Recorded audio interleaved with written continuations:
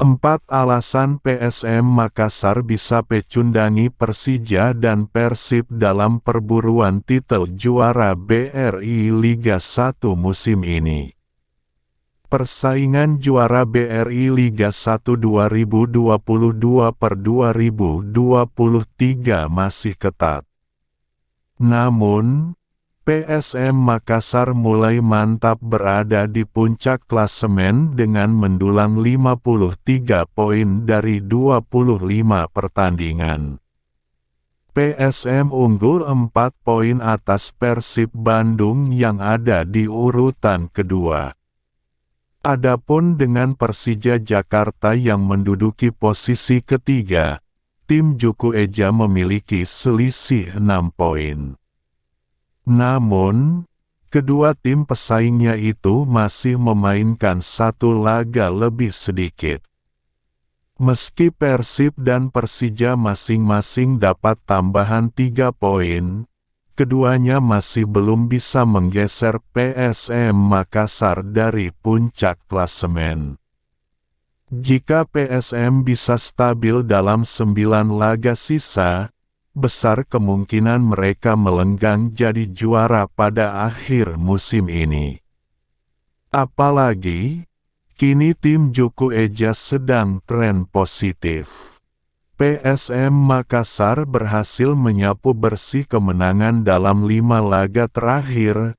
Satu di antaranya adalah membungkam Persib Bandung dengan skor 2-1 pada tanggal 14 Februari tahun 2023. Rentetan hasil positif itu menjadi kunci bagi PSM Makassar tidak tergeser sebagai pemuncak klasemen. Ditambah lagi Persija menelan kekalahan pada pekan lalu dari Bayangkara FC 2-1.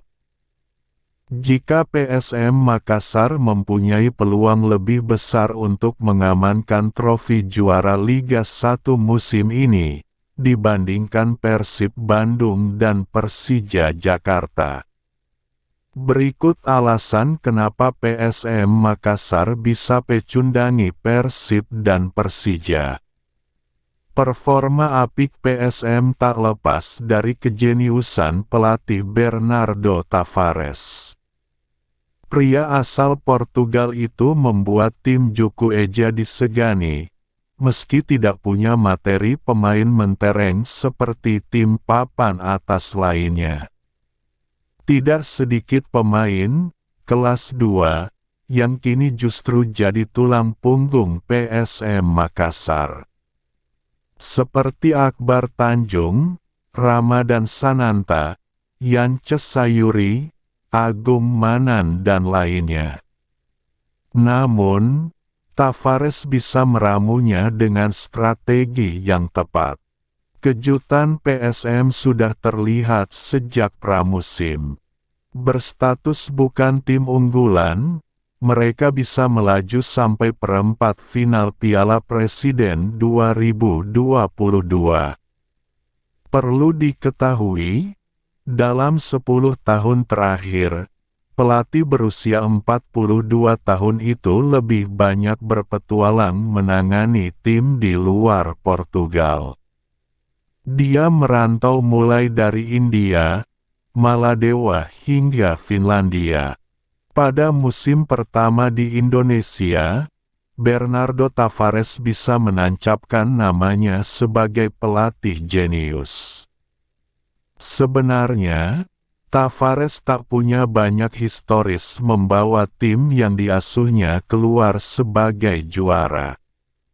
Satu-satunya prestasi yang pernah diukirnya adalah membawa New Randian sebagai juara di kompetisi kasta tertinggi Maladewa. Bisa jadi tahun ini, Bernardo Tavares mendapatkan trofi keduanya sebagai pelatih.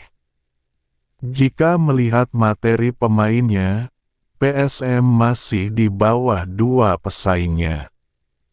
Persib dan Persija punya deretan pemain dengan nama besar. Namun, Tidak adanya pemain bintang membuat tim ini bermain dengan kolektif. Semua pemain mau kerja keras untuk tim. Ketika ada pemain dengan karakter flamboyan seperti Wiljan Pluim, rekan-rekannya masih bisa memahami. Sebagai pengatur serangan, pemain asal Belanda itu terkesan malas saat bertahan. Namun saat dapat bola, playmaker berusia 34 tahun tersebut mati-matian mempertahankan si kulit bundar dan memberikan suplai ke depan. Selain Pluim, semua pemain PSM terlihat agresif di lapangan. Si kembar Yakob dan Yance Sayuri aktif di sektor sayap. Striker muda Ramadan Sananta makin matang setelah membela timnas Indonesia di Piala AFF 2022. Di belakang, bek Yuran Fernandes memberikan ketenangan bagi rekan-rekannya. Cara bermain kolektif ini membuat PSM jadi tim paling sedikit kemasukan.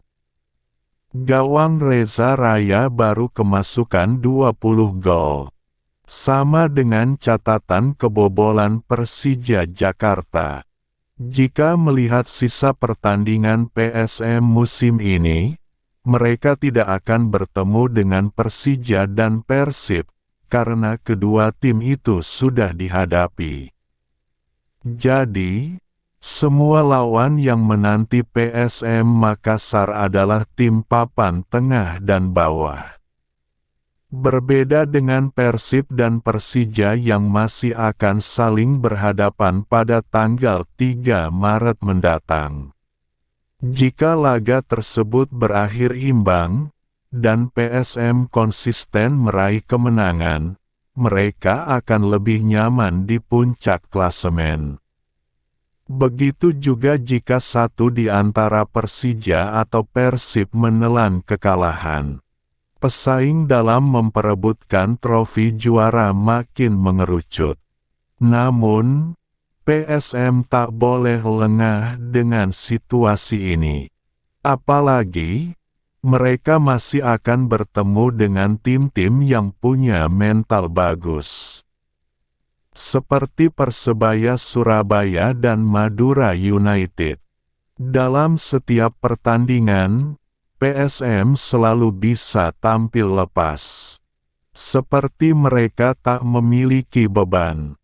Hal itu dirasa wajar karena menempati papan atas sudah melebihi target yang diberikan manajemen PSM. Berbeda dengan Persija dan Persib. Mereka punya misi juara karena manajemennya berinvestasi tinggi untuk materi, pemain dan pelatih. Berhasil melebihi target manajemen, beban PSM kini lebih ringan. Karena ada momentum juara, itu jadi sebuah bonus yang tak ingin dilewatkan.